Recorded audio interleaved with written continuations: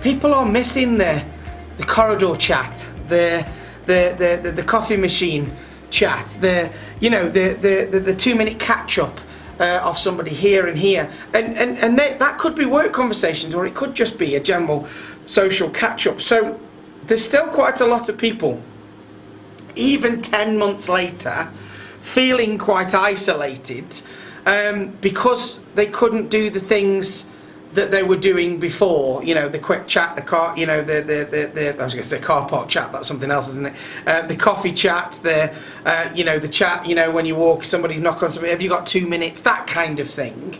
But of course we can't forget about, as a couple of the first answers that we got there was family and things like this as well. We're also isolated. But I do want you just to have one mind on yourself and your friends and your family and your business and the customers, and one kind of thought on, how can we help our customers as well with this? Because I think that's a bit of a theme for us now going forward. When we get to the end of these sessions, we kind of want to go, how does this help us as individuals? How does it help the team? How does it help the business? How does it help your customers on the back of it as well? Because there are a few companies that have got it right when it comes to this over the last 6 months. I've been affected by a couple of them, quite interestingly. So we'll get onto that at the end of the session, okay? Right, so, isolation impact. Obviously, that was the session that we did back before. Again, it's important that we understand what isolation is. So, the process or fact of isolating or being isolated. Isolation from friends and family may also contribute to anxiety, okay, or raising levels of anxiety. That can obviously lead to emotional flooding, emotional overwhelm, all the stuff that we did this morning, okay, on the back of it. Why is it so important? Some of you may remember this. This is Maslow's hierarchy of needs. If you are newer to these sessions, if you've seen me deliver stuff around motivation at work, when I've been running leadership programs and peak performance programs in-house for you guys, we would cover Maslow, but some people haven't come across it. So this is Maslow's hierarchy of needs. And these are the 5 motivational needs humans aspire to when we get out of bed every morning. We've got a couple of basic needs, so physiological and security. So we need to make sure that we can eat and drink, and we have got somewhere to secure, to live, but also a bit of mental security as well, so we feel in balance.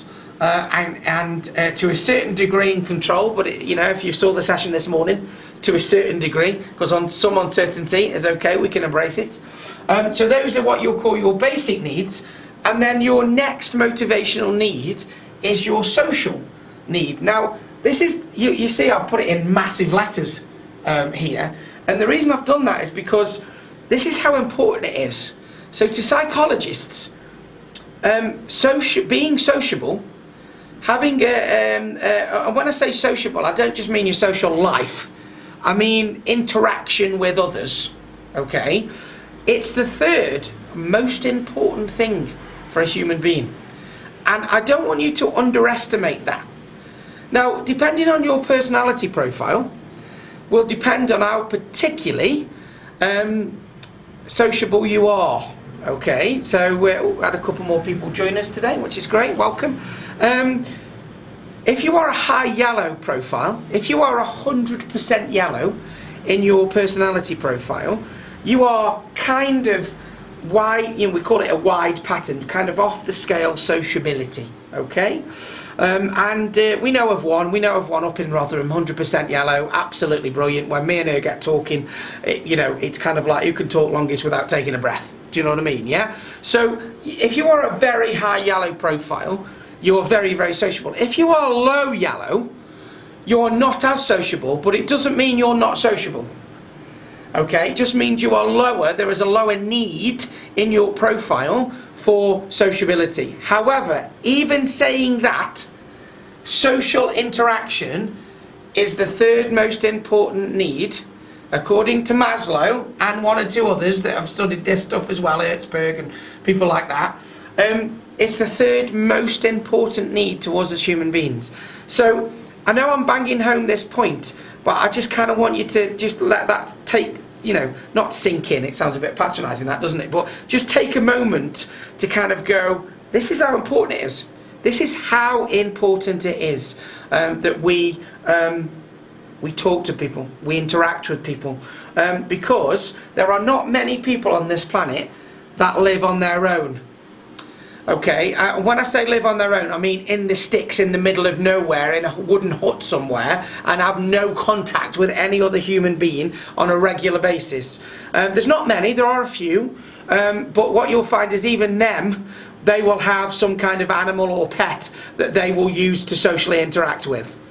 Okay, so for those of you on the call that have got pets today, I don't really get pets. I'm a bit one of those people where I see people talking to their dogs and kind of think, what are you doing? I don't know whether that's just because I'm majorly sociable to humans. I have no idea.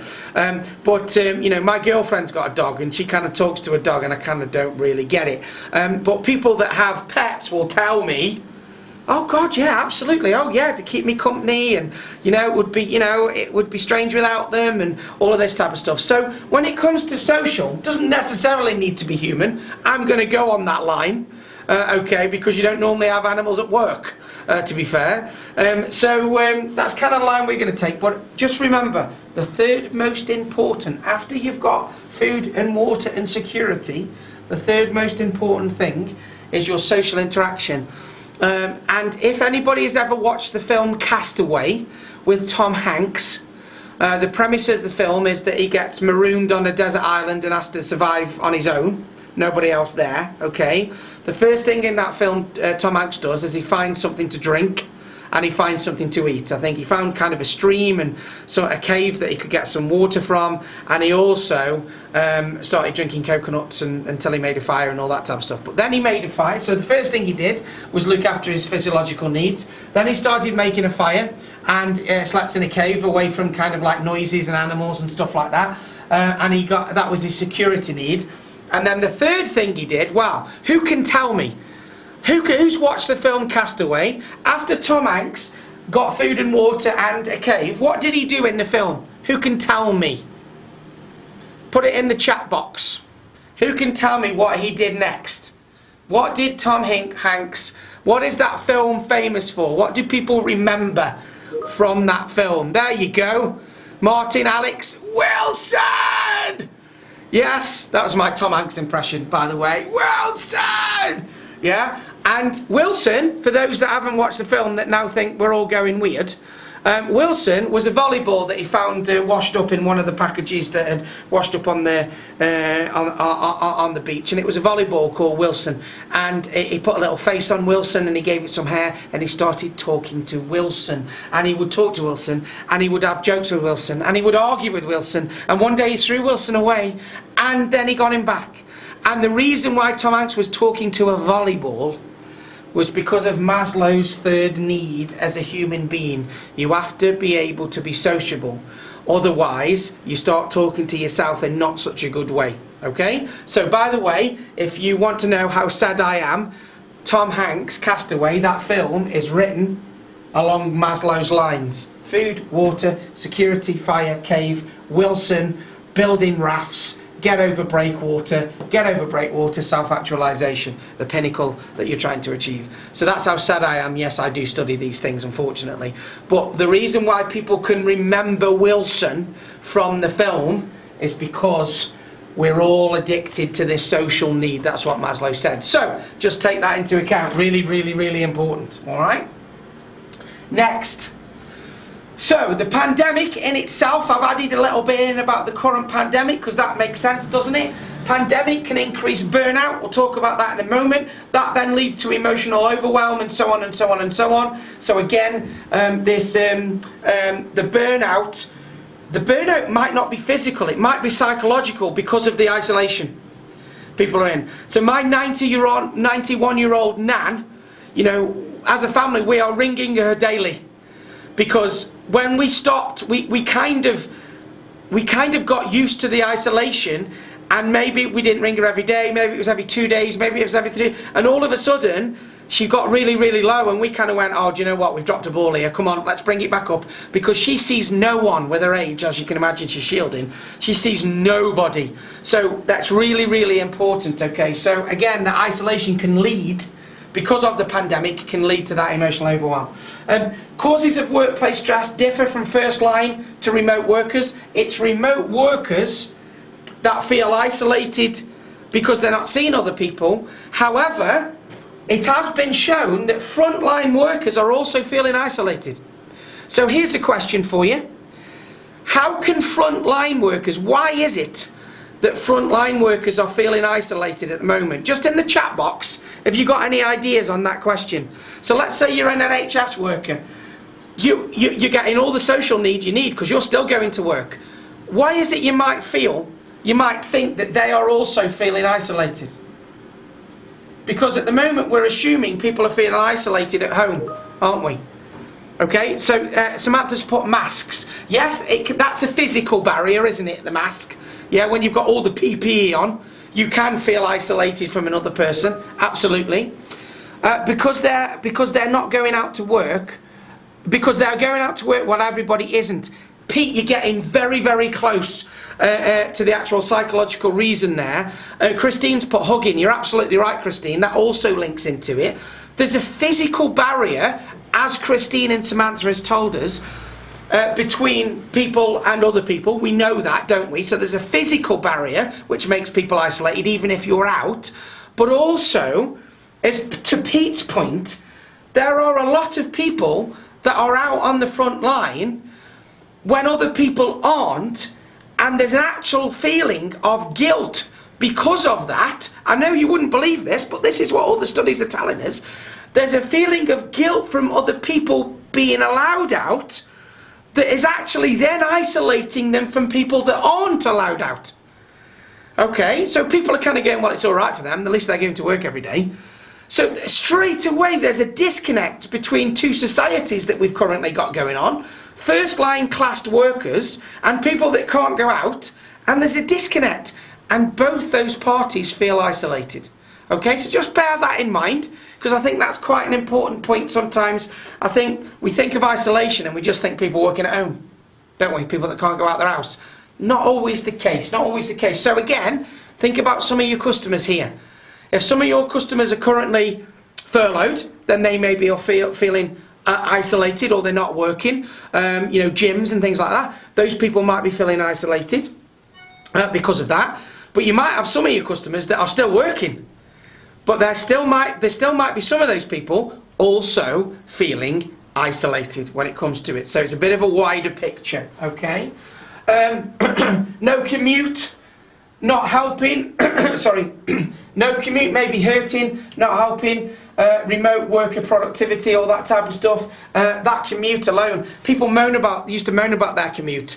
It's interesting, in the last 9-10 months, of all the people that have actually moaned that they're not doing their commute, to me, because people are saying things, do you know what, I did used to moan about my commute, but do you know what, it kind of got me head on straight in the morning, and it gave me a little bit of downtime on the way home just to kind of filter through things as well. So it's amazing what people moan about, and then you take it away and then they moan they haven't got it as well on the back of it, isn't it? Yeah. Studies show how meditation can that can fight burnout and stress, which we already know. The reason I've just put this up, one or two of you may have seen this before. Burnout fits down in this section here: exhausted, burnout, defeated, hopeless, sad and grieving. And if you're on this morning session, you will also notice those words tie in very nicely with emotional overwhelm generated by uncertainty.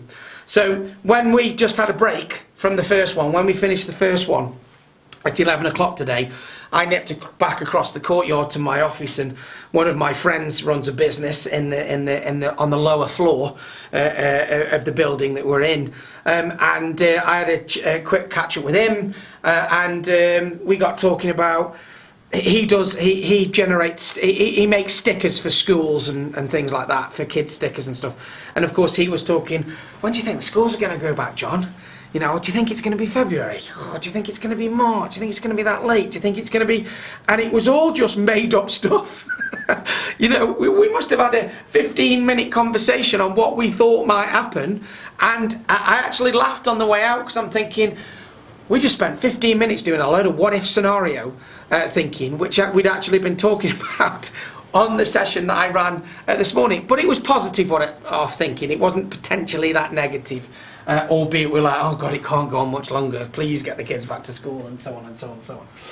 Okay, so you know the TIA cycle. Most of you know this by now. Thinking, emotions, actions, results. Your thinking drives your chemical release. Your chemicals give you enough energy to take your actions. Your actions give you your results. However, I just want you to look at this in a slightly different way for this, because sometimes we get into a cycle. Now, thinking, emotions, actions, results, I would use that as a cycle. I've tried to simplify it down a little bit with this. Thoughts create feelings. Feelings create behaviour. Behaviour reinforces thoughts and creates more feelings.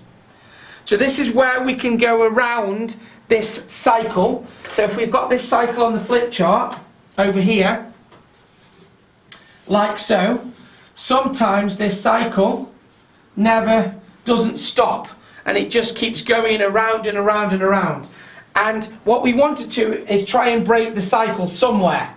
It's normally better to break it from the thought to the feeling, when you can do the self-talk and all that type of stuff that we've got on there, okay? So the reason I've just put that up is it's a slightly different way of showing you that this can turn into a cycle. If we get used to isolation, we might get used to the feeling of being isolated, which we don't really want to do, in all honesty. But your behaviour will reinforce the thoughts will reinforce the feelings, and so on and so on. And around the merry-go we go until we do something about it. And of course, I've got some things that you can take away today that's going to help specifically with isolation. Okay. But before we get into that, 4 social community needs. So I'm kind of going to break down now what that social level on Maslow. I'm going to break it down into 4 different specific social needs. Okay, social community needs that we want, that we look for on a regular basis. So just going to delve into it. When we did isolation impacts before, we didn't get into this much detail. We just kind of went, okay, we know we've got it, and what a couple of things to stop it. But there are 4 distinct social community needs. So let's have a look at them. The first one is the need for communication. Okay, so the ability for members to easily share with each other, meets the safety needs, and also supports the love and belonging and esteem needs. Now, if you remember Maslow, what it's trying to get at there is communication affects more than just the social need. So where it says love and belonging, that is the social need. Okay, so on some forms of Maslow, if you were to Google Maslow's hierarchy of needs, okay, where's mine said physiological, security, social, esteem, and self-actualization. Those were the 5 levels of Maslow. On some of them, instead of it saying social, it says love and belonging. Okay, I suppose you could use that if you want. It's a little bit fluffy for me. And certainly when you're looking at this sometimes from a business point of view, people kind of look at it and go, love and belonging, really? So a social need is more than just a conversation. That's what I'm trying to get at. And sometimes on Maslow's hierarchy, that social level is actually called love and belonging. Okay? But the other thing that communication would also do is help with people's safety or security needs as well. Because knowledge is power. So if you communicate on a regular basis, if you give them information, a little bit like the daily updates that the government try and give us, or I'm not sure it is daily at the moment actually, is it? Unless I've missed a couple, I'm not sure that they're doing daily updates on these things at the moment. Tell me if I'm wrong there, guys, but to be honest, I might have turned off from them, because too much negative news is not good for anybody. But it will also help with that, and it will also help with esteem leads. So esteem needs. So communication is key, as we've said. We know that, and when people normally think social, it's normally communication that they think about, talking to other people, being with other people, and so on and so on and so on, okay? This may be as simple as sending a short message to others in the community to let them know what's happening. So, communication and information, but they are two different, slightly different things, communication and information, okay? Information is moving data, if that makes sense. So I'm going to tell you this information. Communication is two people in it together. It's quite easy to give information in a conversation, but it doesn't necessarily mean you're communicating. Okay, so if I was running a communication course now, we would be talking about that in detail. There's a big difference between giving people information and communicating. They normally get lumped together as the same thing. Okay, so just bear that in mind. Who are you going to connect with this week? Yeah? Remember, this is all about managing isolation. So don't just go through the week and go, do you know what, I've hardly spoke to anybody this week because I got busy. Put some time in to make sure you're doing that. Really, really quite important, okay? So number 2 is connect. Number 3 is contributing. Again, a connection is not just one way. You've got to contribute as well. Helping others and being able to recognise the contributions of others fulfills the self-esteem need as well as the social need. So you'll notice on Maslow, after the social, you've got self-esteem that comes in there. And they kind of, all of these are linked together, obviously. Who could you help this week?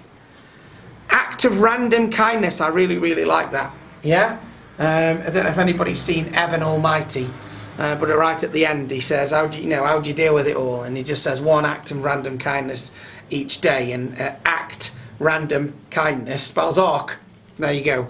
And Evan Almighty, obviously, he had to build the ark. So the point is, if you help other people and you find some way to contribute, it helps you build your self-esteem. It means you are connecting with other people at the same time, which satisfies your social need.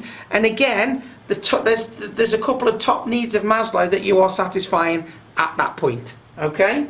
Providing kudos to each other for contribution as well. So telling somebody, do you know what? When you rang me yesterday, I know we chatted about nonsense for a couple of minutes, but actually that really made a difference. So thank you for that. It's that sort of thing when people are isolated and you can't see them face to face that people really kind of need. The clap for the carers, the people that are on the front line but also feeling isolated. That clap for the carers. That was what it was all about, wasn't it? Yeah, or clap for the heroes or whatever. I think they started that again, but I'm not sure whether it happened or not. Maybe because it's in the middle of winter. I don't know, and it's freezing it and dark at 8 o'clock. I have no idea. But that was just a way of everybody kind of giving kudos, wasn't it? In order their contribution to that social need. What's going on? And then finally, create. Okay? The ability to create and/or work together on a shared problem helps meet the self-actualization need as well as the social interaction. So self-actualization, if you've not come across Maslow before, is the pinnacle of the human state, if that makes sense. It's the point where you are as happy as you can be, okay? And this is creating the ability of working together in order for you to be highly motivated. So it kind of got a double whammy, this one. Of course it helps your social needs, but at the same time, you may be able to tick a box and self-actuate at the same time. So for instance, doing this session today, You know, we are connecting sociably. You know, I've had a quick chat with Kim this morning, and I had a chat with John Donnelly this morning, face to face. The rest of you have been talking to me via the chat. You've seen me. So if you're in your office today and you've got to get your head down and do something important for the rest of the day, you might not connect with anybody else. Doing this sort of thing, not only do we learn stuff, hopefully, but there is a social connection, and I know this is quite important. You know, Peter Law and I have talked about this quite a lot, of the benefit these sessions have had for people. And yes, there's a knowledge transfer, hopefully, but there's also actually, do you know what? It breaks up the day, it breaks up the week. You actually get to see a new face. We actually, you know, get to actually do something different to generally what we've been doing, and all of that type of stuff will help create the social connection, but also help people self-actualize during the day as well. Okay, so that's number 4. There's one more. Thinking grows exponentially when connected to another person. So again, that's quite an important point that you've got there. Just bear with me a second. Just thought I heard that camera click. Oh no, we're still good. Thinking grows exponentially when connected to another person. So you know, they say kind of like 2 brains better than 1.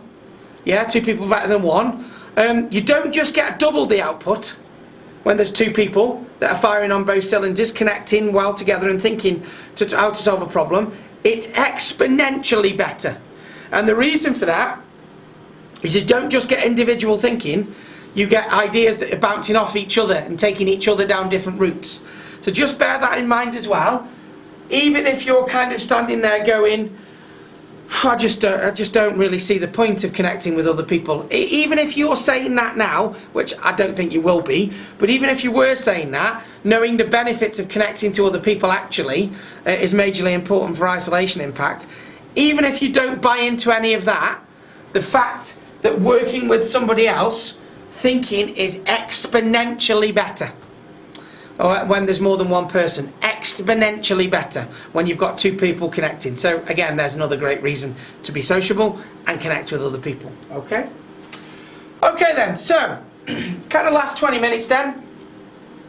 So I've got 7-step plan of managing isolation for you to take away, and then a final slide around customer.